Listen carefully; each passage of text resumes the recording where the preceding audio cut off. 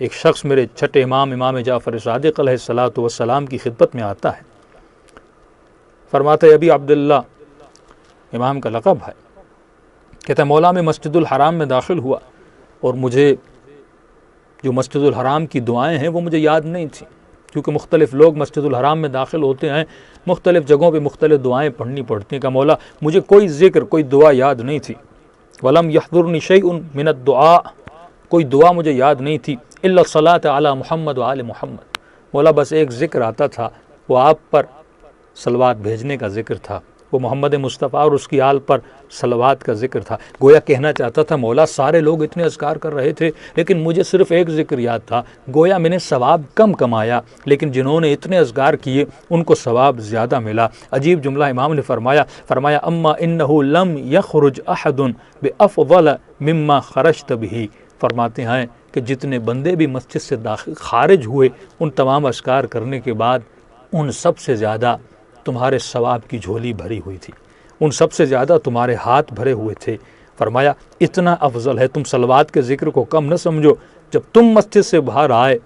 تم جیسا کوئی سرمایہ دار نہیں تھا، تم سے بڑا کسی کے پاس عمل نہیں تھا، کیونکہ تم نے اس مسجد میں ذکر صلوات کیا تھا، تم نے محمد و آل محمد پر صلوات بھیجی تھی۔ اسی لیے امام صادق علیہ الصلوۃ والسلام فرماتے ہیں کہ جب بھی رسول خدا کا نام آئے فاکثروا صلاۃ، صلوات کو زیادہ کیا کرو، رسول کے نام کے سننے کے بعد زیادہ سے زیادہ رسول خدا کا ذکر کیا کرو۔ یہاں تک فرمائے جو بندہ ایک صلوات بھیجتا ہے محمد و آل محمد پر، پروردگار عالم ایسے بندے پر 1000 صلواتیں بھیجتا ہے۔ یہاں تک فرمایا 1000 صفیں ہیں ملائکوں کی، وہ تمام ملائک اس بندے پر درود بھیجتے ہیں۔ یہاں تک فرمایا زمین و آسمان میں جتنی اللہ کی مخلوق ہے وہ اس بندے پہ صلوات بھیجتی ہیں۔ ایک اور بہت پیاری حدیث ہے رسول خدا صلی اللہ علیہ وآلہ وسلم کی، اب یہ حدیث امام جعفر صادق سے ہے لیکن نقل کرتے ہیں رسول خدا سے، کہ رسول خدا فرماتے ہیں انا عند المیزان یوم القیامہ، اے میرے چاہنے والو، اے میرے امتیو، میں قیامت کے دن میزان کے پاس کھڑا ہوں گا۔ اب یہ سمجھنے کی ضرورت ہے میزان کیا ہے؟ میزان وہ جگہ ہے جہاں پہ انسان کی نیکیوں کو اور برائیوں کو تولا جائے گا۔ جب آپ ایئرپورٹ پہ جاتے ہیں تو آپ کو چیک کیا جاتا ہے، آپ کی باڈی کو، آپ کے سامان کو، آپ کے کاغذات کو، تو میزان وہ مقام ہے کہ جہاں پر پوری انسانیت کو چیک کیا جائے گا، اس کی نیکیاں کتنی ہیں، اس کی برائیاں کتنی اور اس کی اچھائیاں کتنی ہیں۔ فرماتے ہیں کہ جب یہ بندہ میزان پر جائے گا، میں میزان پہ کھڑا ہوں گا، فمن ثقلت سیئاتہ علی حسناتہ، جس کی برائیاں اس کی نیکیوں پر بھاری آ جائیں۔ اب ایک امتی ہے رسول کا، جب اس کو چیک کیا گیا تو کیا دیکھا؟ اس کی برائیاں اس کی نیکیوں پر بھاری تھیں۔ رسول خدا فرماتے ہیں جئت بالصلاۃ علیہ، میں اس بندے کے پاس جاتا ہوں اور کیا لے کر جاتا ہوں؟ وہ صلواتیں لے کر جاتا ہوں جو اس نے زندگی میں مجھ پر بھیجی تھی، اور کیا کرتا ہوں؟ حتی اثقل بہا حسناتہ، اور ان صلواتوں کو میزان میں ڈال دیتا ہوں۔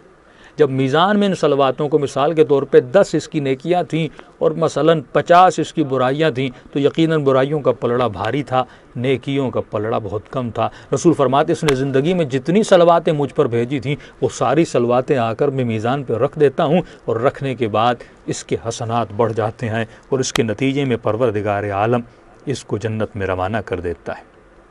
اسی لیے فرماتے ہیں کہ جب بھی دعا کیا کرو، یہ عجیب روایت رسول خدا کی، فرماتے جب بھی کوئی بندہ دعا کرتا ہے، رسول خدا فرماتے ہیں ما من دعاء الا بینہ و بین السماء حجاب، کوئی بھی ایسی دعا نہیں ہے جو انسان کرے اور اس دعا کے درمیان اور دعا کی قبولیت کے درمیان ایک پردہ ہے۔ اس کا مطلب ولی خدا ہو، نبی خدا ہو، جتنے بھی لوگ دعا کرتے ہیں، یہ دعا اور قبولیت دعا کے درمیان ایک حجاب ہے۔